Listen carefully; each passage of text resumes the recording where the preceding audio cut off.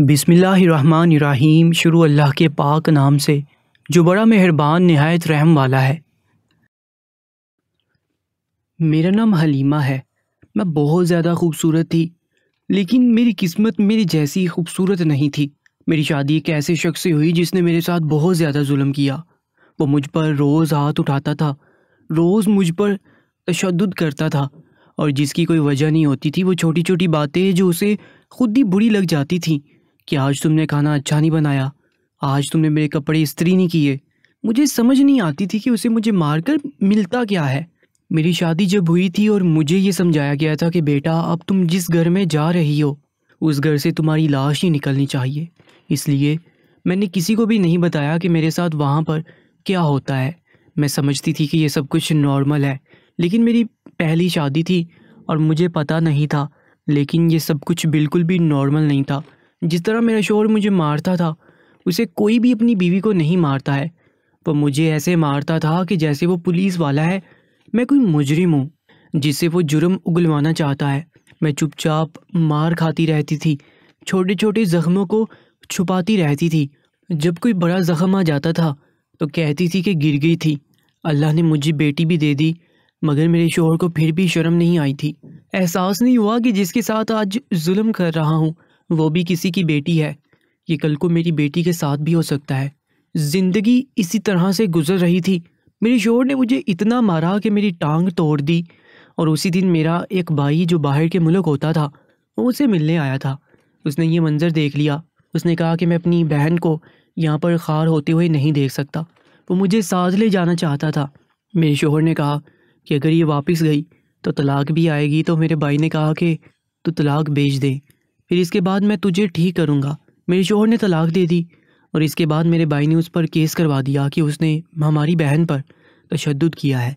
टांग टूट के जुड़ गई थी, लेकिन मेरे चलने में नुक्स आ गया था और मैं लंगड़ा लंगड़ा कर चलती थी। फिर भी मेरी शादी दोबारा से करवा दी गई, और मेरी शादी एक अच्छे भले इंसान से ही हुई। सब हैरान थे कि मैंने उस औरत से शादी कर ली। उसकी पहले भी शादी हुई थी, लेकिन उसके कोई बच्चे नहीं थे, और वो देखने में ज़्यादा बड़ी उम्र का भी नहीं लगता था। फिर भी उसने मुझसे शादी कर ली। वो मेरे भाई का दोस्त था। सब कहते थे कि अच्छा इंसान है, एक नेक बंदा है, इसलिए उसने शादी कर ली। हम लोग भी मुतमिन थे। शादी के बाद ज़िंदगी अच्छी जा रही थी। मेरा साबिका शौहर तो मुझे बहुत मारता था। ये वाला शौहर मेरा बहुत ख्याल रखता था। अगर कभी कभी थोड़ी बहुत डांट पड़ जाती या गुस्सा कर देता था तो मुझे इतना बुरा नहीं लगता था, लेकिन पहले वाले शौहर को तो बहाना चाहिए होता था मुझे मारने के लिए। ज़िंदगी भर अंधेरे में ही रही थी, तो फिर रोशनी तो मुझे बहुत ही ज़्यादा खूबसूरत लग रही थी। और अगर कभी कभी थोड़ा अंधेरा नज़र आ जाता तो इतना डर नहीं लगता था। ज़िंदगी इसी तरह गुजरने लगी। जब साबिका शौहर से तलाक हुई तो मेरी बेटी 6 साल की थी, और आज मेरी शादी को 6 साल हो गए थे। मेरी बेटी 12 साल की हो गई थी, और मेरी तरह ही वो ज़्यादा खूबसूरत थी। जब उसे 5 तक जमातें पढ़ लीं तो इसके बाद उसे बड़े स्कूल में दाखिल करवाना था। मेरे पाँव की वजह से मैं ज़्यादा आना जाना नहीं करती थी। मेरा शौहर उसको दाखिल करवा कर आ गया। दरअसल मेरी बेटी के 2 साल ज़ाया भी हुए थे। मेरी तलाक और सारे मसले मसाइल के लिए नहीं, तो आज वो बड़े स्कूल में पहले से ही पढ़ रही होती थी। तो वो 12 साल की पर 6ठी क्लास में थी। मेरी बेटी बहुत खूबसूरत और लंबी चौड़ी थी, अपनी उम्र से भी ज़्यादा बड़ी लगती थी। स्कूल में यही सबसे लंबी हो, यानी उम्र ज़्यादा है, कहती थी। लड़कियां मजाक उड़ाती हैं। मैंने कहा कि तुम चुपचाप पढ़ाई करो, क्योंकि पढ़ाई बहुत ज़रूरी है। मेरा साबिक शौहर अजीब था, मेरी बेटी को पढ़ाने पर भी राज़ी नहीं था। तभी उसके 2 साल ज़ाया हो गए थे। लेकिन एक बात बड़ी अजीब थी। जब से मेरी बेटी ने नए स्कूल में जाना शुरू किया था, वो हफ्ते वाले दिन बेहोश हो जाती थी। जब पहले हफ्ते मुझे स्कूल से कॉल आई तो मैं बहुत परेशान होगी। फ़ौरन अपने शौहर को भेजा कि जाकर बेटी को ले आए, वो बेहोश हो गई है। मैं बहुत ज़्यादा परेशान थी। अचानक मेरी बेटी को क्या हो गया? उसकी भी तो एक बुरी आदत थी, सुबह सुबह नाश्ता करके नहीं जाती थी। शायद तभी बेहोश भी हो गई थी। शौहर उसको वापस ले आया, लेकिन 2 घंटे लगा दिए। मैंने कहा कि 2 घंटे कहाँ लगे? उसने कहा कि स्कूल वाले पहले तो अजीबोगरीब किस्म के सवाल कर रहे थे। आप इसके बाबा हैं, लेकिन इसके पिछले सर्टिफिकेट पर तो किसी और का नाम लिखा है। मैंने बताया कि सुतेला बाप हूँ, तो मुझसे कोई कागजात साइन करवाए, और फिर बच्ची से पूछा कि ये आपके बाबा हैं? उसने कहा कि मेरे बाबा हैं। वहाँ से डॉक्टर के पास ले गया कि उसकी हालत बहुत बुरी थी। घर ले आता तो फिर यहाँ से भी डॉक्टर के पास ले जाना था। डॉक्टर के पास बहुत रश था, करते कराते 2 घंटे लग गए, लेकिन अब पहले से बेहतर है। मेरी बेटी पहले से बेहतर थी, लेकिन उसे बहुत नींद आ रही थी और अगर फ़ौरन ही सो गई। ऐसा पहले कभी नहीं हुआ था। जब छोटी बच्ची भी थी तब भी नहीं हुआ था। अभी तो माशाल्लाह से बड़ी हो रही थी। असल परेशानी मेरी तब शुरू हुई जब अगले हफ्ते भी यही हुआ। दोबारा से डॉक्टर के पास ले गए। इस दफ़ा भी मेरा शौहर उसे लेने के लिए गया। शौहर ने कहा कि डॉक्टर ने कहा कि ये कमज़ोर है, इसको खून की कमी है, अच्छा खिलाएं पिलाएं इसी तरह, नहीं तो बार बार चक्कर आते हैं। बेटी की सेहत का ख्याल रखना शुरू कर दिया। पैसों का मसला नहीं था, अल्लाह का शुक्र था कि हमें किसी से मांगना नहीं पड़ता था। अपने घर में अच्छा भला खाना पीना था। बेटी की खुराक का ख्याल रखना शुरू कर दिया। इससे कोई काम नहीं करवाती थी। स्कूल वालों को भी कह दिया कि इसको काम कम दिया करें। मैं तो पढ़ी लिखी थी नहीं, लेकिन शौहर से कहा कि उसके स्कूल की डायरी पर मेरी तरफ से पैगाम लिख दें कि इसको काम कम दिया करें, इसकी तबीयत आजकल बड़ी ख़राब है। उसने ऐसे ही कर दिया। बेटी भी चुप रहती थी, कोई बात नहीं करती थी, बताती भी नहीं थी, बहुत परेशान रहती थी। मैंने एक दिन पूछा तो कहने लगी कि बस यही सोचकर परेशान हो रही हूँ, मैं अगर बीमार होगी तो पढ़ाई कैसे करूँगी। मैंने कहा कि पढ़ने के लिए सारी ज़िंदगी पड़ी है, सेहत ज़रूरी है, ज़िंदा रहोगी तो पढ़ाई करोगी। ये बात भी उसने मुझे बता दी। फिर इसके बाद भी उसकी परेशानी कम नहीं हुई थी। जैसे मेरी बेटी स्कूल से आती, उसे बहुत ज़्यादा भूख लगी होती, वो कहती मुझे बहुत ज़्यादा भूख लगी हुई है, मुझे खाना दे। और मुझे उसकी पसंद का खाना बनाना पड़ता था, क्योंकि उसको गोश्त बहुत ज़्यादा पसंद था। वो सब्जियां नहीं खाती थी। रात को दूध भी पिलाया करती थी और फल फ्रूट भी खिलाते थे। इसी सब में बहुत खर्च हो जाता था।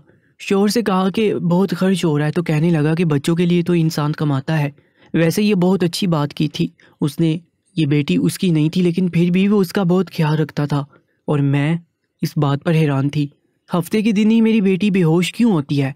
क्योंकि एक दो दफ़ा तो चलो इत्फाक हो जाता है, लेकिन हर हफ्ते वाले दिन ही वो क्यों बेहोश हो जाती थी? मैंने उससे पूछा कि हफ्ते वाले दिन तुमको स्कूल से ज़्यादा काम मिलता है? उसने कहा कि नहीं, ऐसा कुछ नहीं है, बस मेरी तबीयत ख़राब रहती है।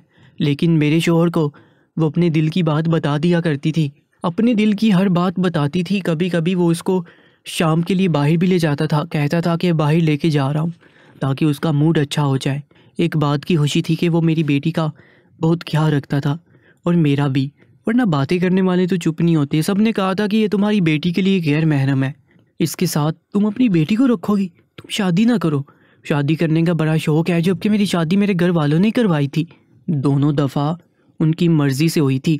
मेरा शौहर मेरे साथ भी बहुत ज़्यादा अच्छा था, मुझे भी बहुत प्यार करता था। इतने सालों में उसने मुझे काफ़ी इज़्ज़त दी, और अल्लाह ने हमें दोबारा कोई औलाद नहीं दी थी। अगले हफ्ते फिर मेरी बेटी बेहोश हो गई, और वो भी हफ्ते वाले दिन। और इस दफ़ा रात को मैंने अपनी बेटी के रोने की आवाज़ सुनी। मैं हैरान थी कि किस बात पे रो रही है। मैं अंदर चली गई। आखिर मेरी बेटी थी, मुझे तो पता करना था। उसने कहा कि बीमार होने की वजह से पढ़ाई ठीक से नहीं हो रही। आज मुझे रियाजी की टीचर ने डांटा है। मैंने कहा कि उनको नहीं पता कि तुम्हारी तबीयत ख़राब है। उसने कहा कि पता है, लेकिन वो ऐसी ही हैं। मैंने दिल में सोच लिया कि मुझे स्कूल जाकर बात करनी चाहिए, लड़कियों का स्कूल है, मेरे शौहर को अंदर जाने नहीं देते होंगे, वो उनसे कैसे बात कर सकता है। मुझे कोई बात करनी चाहिए। उसकी क्लास टीचर से भी ये बच्ची बीमार है, उसकी तबीयत ख़राब है, इसको काम कम दिया करें, और अगर कोई गलती हो जाए तो इसको सज़ा नहीं दिया करें। बीमार बंदा तो अपना आप संभाल नहीं सकता, पढ़ाई कैसे करेगा। जहाँ तक मुझे पता है मेरे शौहर की तनख्वाह सिर्फ 25,000 थी, लेकिन आजकल उसके पास महीने के काफ़ी सारे पैसे आए हुए थे। मैंने कहा कि ये क्या? तो कहने लगा कि एक दोस्त के कारोबार में पैसे लगाए हैं, उसने प्रॉफिट दिया। मैंने कहा कि चलो अच्छी बात है, लेकिन इस घर में पैसे भी बहुत ज़्यादा लग रहे थे। एक दफ़ा मुझे स्कूल से कॉल आई कि बच्ची की तबीयत ख़राब हो गई है, उसको ले जाएं। तो मैंने अपने शौहर से कहा कि मैं खुद ही चली जाती हूँ, आप रहने दें, या फिर हम दोनों मिलकर जाते हैं। ये जानकर मेरे शौहर के चेहरे का रंग उड़ गया। वो इस तरह से घबरा गया कि न जाने पता नहीं क्या हो जाएगा। कहने लगा कि नहीं, तुम रहने दो, मैं खुद ही चला जाऊँगा। उस वक्त बहुत रश होता है, बहुत से स्कूलों को छुट्टी हो चुकी होती है, तुम कहाँ जाओगी? मैंने कहा कि मैं अकेली नहीं जाती, आप भी मेरे साथ चले, मैं आपके साथ चलती हूँ। मेरे शौहर ने कहा कि नहीं, मैंने उसे डॉक्टर के पास ले जाना है। डॉक्टर के पास भी रश होता है, छोटा सा क्लिनिक है, जगह नहीं होती है। वहाँ पर मेरे शौहर ने दुनिया के सारे बहाने कर दिए, लेकिन मुझे जाने नहीं दिया। वो मेरी बेटी को 2-3 घंटे बाद वापस ले आया। अब मुझे दाल में कुछ काला लगता था, कुछ ना कुछ गड़बड़ ज़रूर थी। मेरे शौहर की शक्ल बता रही थी कि वो मुझसे बार बार झूठ बोल रहा है और कुछ चल रहा है। उन दिनों बाप बेटी के दरमियान कि ये मुझसे झूठ बोलकर छुट्टी तो नहीं करते, और मेरा शौहर भी उसका साथ दे रहा था कि इस उम्र में कोई बच्चा पढ़ाई करना नहीं चाहता है। पर मेरी बेटी तो ऐसी नहीं थी, और मेरा शौहर भी इतना बेवकूफ़ नहीं हो सकता था कि बच्चे के साथ मिल जाए। लेकिन क्या पता, इसीलिए मैंने सोच लिया कि फ़ोन का इंतज़ार नहीं करूं, इस हफ्ते टाइम निकाल कर ख़ुद उसको लेने चली जाऊं। पता करूंगी आखिर ऐसा क्या होता है कि मेरी बेटी इतना थक जाती है, और उस आतिज़ा से पूछूंगी कि उसको कहीं ऐसे कमरे में तो नहीं पढ़ाते जहां पंखा लगा नहीं होता, या फिर वो उससे स्कूल का कोई काम तो नहीं करवा रहे हैं। बच्चे इस उम्र में स्कूल वालों से बहुत डरते हैं। अगर वो उनके साथ कुछ गलत भी कर रहे हैं तो वो घर आकर बिल्कुल भी नहीं बताते, इसलिए मुझे खुद जाकर पता करना ही चाहिए था। सो मैंने जाने का इरादा कर लिया। एक दिन मेरा शौहर काम पर गया हुआ था, और अभी छुट्टी में 2-3 घंटे बाकी थे। मैंने अपने घर के काम जल्दी जल्दी ख़त्म किए और अपनी बेटी के स्कूल की तरफ रवाना हो गई। अजीब बात थी, जब से दाखिल करवाया था तब से मैं उसके स्कूल में गई ही नहीं थी, क्योंकि घर के काम ख़त्म नहीं होते थे। लेकिन आज मुझे जाना था। लेकिन जब रिक्शे वाले को कहा कि यहाँ जाना है तो उसने कहा कि इस नाम का कोई स्कूल नहीं है। मैं तो हैरान रह गई। मैंने कहा कि रिक्शे वाले को लगता है कुछ पता ही नहीं। मैंने कहा कि गली नंबर तो आपको पता है। तो कहने लगा गली नंबर की समझ आ गई है। मैंने कहा मुझे इस गली में ले जाए, स्कूल मैं खुद तलाश कर लूँगी। रास्ते में सोच रही थी कि रिक्शे वाले को तो पूरे इलाके का पता होना चाहिए, लेकिन ये किस तरह का रिक्शे वाला है जिसको ये नहीं पता कि स्कूल भी है। गली के अंदर वाकई स्कूल नज़र नहीं आ रहा था, लेकिन जो मेरी बेटी बताया करती थी उस नाम का मुझे एक बोर्ड एक इमारत पर नज़र आ गया। लेकिन ये बहुत ही पुराना था और कोई उसको पढ़ भी नहीं सकता था। लेकिन मैं समझ गई कि यही स्कूल है। फिर मैंने देखा, ना बाहर कोई गार्ड बैठा था, ना दरवाजे पर कोई बैठा था, ना आसपास कोई बच्चा या कोई रेडी वाला खड़ा था। स्कूल जैसा माहौल ही नहीं लग रहा था। फिर मैं अंदर दाखिल हो गई और देखा तो अंदर काफ़ी सारे कमरे थे, और अंदर से भी कुछ स्कूल जैसा नहीं लग रहा था। इमारत बड़ी गंदी थी। एक तरफ मैंने देखा तो अंदर एक आदमी बैठा था जो कि नशा कर रहा था। मैंने कहा कि इसका यहाँ क्या काम, बच्चों के स्कूल के अंदर बैठा है, कोई इसको पूछने वाला नहीं है। मुझे बड़ा गुस्सा आया। मैंने सोचा कि प्रिंसिपल से मिलूंगी तो इस बारे में ज़रूर बात करूंगी। थोड़ी देर के बाद मुझे एक गाने की आवाज़ आने लगी जिस पर बहुत अच्छा डांस हो सकता था। यानी कि वो ऐसा गाना था कि जिस पर कोई डांस कर सकता था, और वो गाना गूंज रहा था। मैंने कहा कि स्कूल के अंदर गाना गूंज रहा है, अजीब बात है। फिर सोचा कि शायद किसी फंक्शन की तैयारी हो रही होगी, क्योंकि स्कूल में फंक्शन होते हैं तो लड़कियां इसी तरह के गानों पर डांस वगैरह के आइटम किया करती हैं, और फिर इस तरह से कोई ना कोई फंक्शन होता है। और अभी वैसे भी ईद आने वाली थी, ईद पर शायद कलर डे था स्कूल के अंदर। लेकिन मुझे ये नहीं पता था कि मेरी बेटी की क्लास कौन सी है। अब मैं सोचने लगी कि मुझे कोई लड़की मिल जाए तो मैं उससे पूछूं कि मेरी बेटी की क्लास कौन सी है। मुझे कोई भी लड़की नज़र नहीं आ रही थी। फिर मुझे एक औरत नज़र आई जिसने नहायत ही मायूब कपड़े पहन रखे थे। मैं उसे देखकर हैरान रह गई। उसने कहा कि किससे मिलना है आपको। मैंने कहा कि फ़ातिमा की क्लास कौन सी है, फ़ातिमा ज़हीर की। तो कहने लगी क्लास कौन सी क्लास की इस बारे में पूछ रही हो बीबी।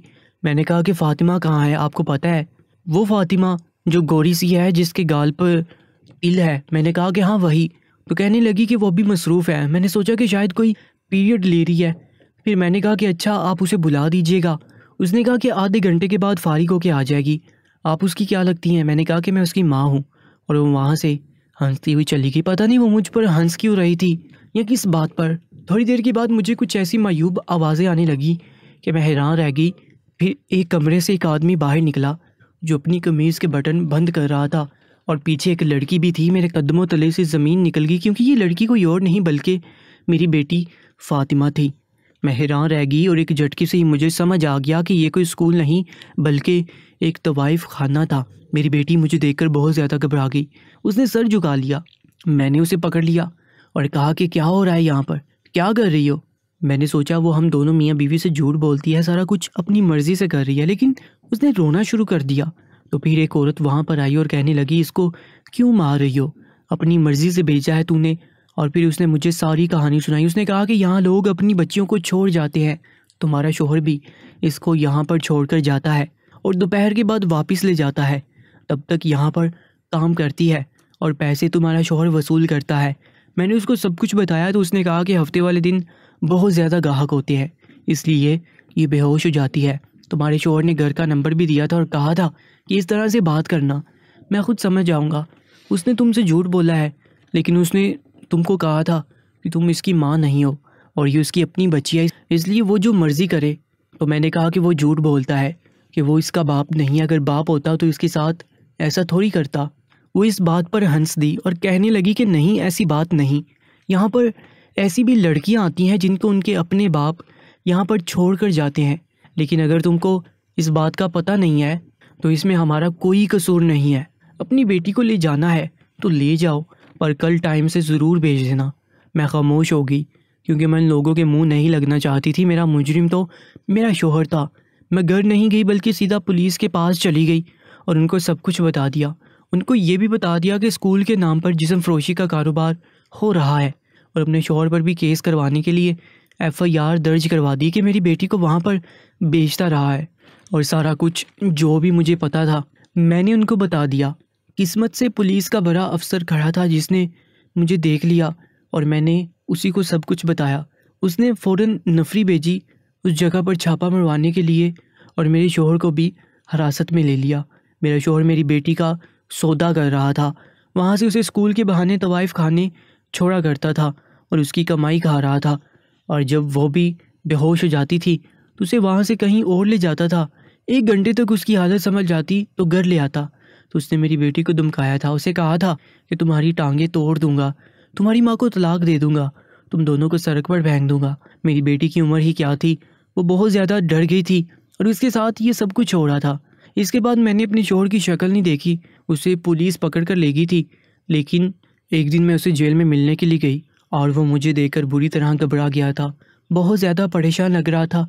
शर्मिंदगी तो मुझे उसकी आंखों में भी नज़र नहीं आ रही थी। मैंने कहा कि मेरी बच्ची के साथ तुमने ये सब कुछ किया, उसकी जगह तुम्हारी अपनी बच्ची होती तो क्या तुम ऐसा करते? उसने अपना सर झुका लिया और कहा कि मेरे अंदर शैतान आ गया था। मैंने कहा कि तुम्हारे अंदर शैतान नहीं आया था, बल्कि तुम खुद शैतान हो। उसने कहा कि केस वापस ले लो, भले ही मुझे छोड़ दो, मेरे साथ नहीं रहना तो ना रहो, लेकिन केस वापस ले लो। मैंने कहा कि मैं केस वापस नहीं लूँगी। तुम भी इनके गिरोह के साथ शामिल थे, जो सज़ा इनको मिलेगी तुम्हें भी वही मिलेगी। मैंने उसके ख़िलाफ़ भी केस कर दिया था और उसके साथ नहीं रहना चाहती थी। मेरी बच्ची की ज़िंदगी बर्बाद हो गई थी। मेरे साथ तो इस ज़माने ने जो किया सो किया, लेकिन मेरी बेटी के साथ तो और भी ज़्यादा बुरा हुआ। वो बहुत ज़्यादा डरी हुई थी। उसने मुझे कोई बात नहीं बताई। हमने वो मोहल्ला छोड़ दिया और मैंने अपने शोहर से खुला ले ली। इसके बाद मैं दूसरे मोहल्ले में चली गई, अपने भाई के घर, जहाँ मेरी बेटी के बारे में भी कोई नहीं जानता था। वैसे तो इस बात के बारे में किसी को पता नहीं चला, पर मैं कोई रिस्क नहीं लेना चाहती थी। मैंने अपनी बेटी को स्कूल में दाखिल करवाया। उसने बमुश्किल FA किया और इसके बाद भी घर बैठकर BA किया, तो मैंने उसकी शादी करवा दी। इस बीच मैंने उसे किस तरह संभाला, किस तरह समझाया, नहीं जानती हूँ। बेचारी रातों को उठ जाती थी। अभी भी सोचती हूँ तो कलेजा मुँह को आ जाता है। क्या बिगाड़ा था मैंने उसका, जो उसने मेरे साथ इतना बुरा किया। अल्लाह पाक सबकी बेटियों का पर्दा रखे और उनके नसीब अच्छे करे। कमेंट सेक्शन में आमीन ज़रूर लिखेगा और मज़ीद ऐसी ही सच्ची और सबक-आमूज़ कहानियों के लिए हमारे YouTube चैनल दरबारी TV को सब्सक्राइब कर लीजिएगा। इंशाल्लाह मुलाकात होगी एक नई वीडियो में। अपना बहुत ज़्यादा ख्याल रखें। तब तक के लिए अल्लाह निगहबान।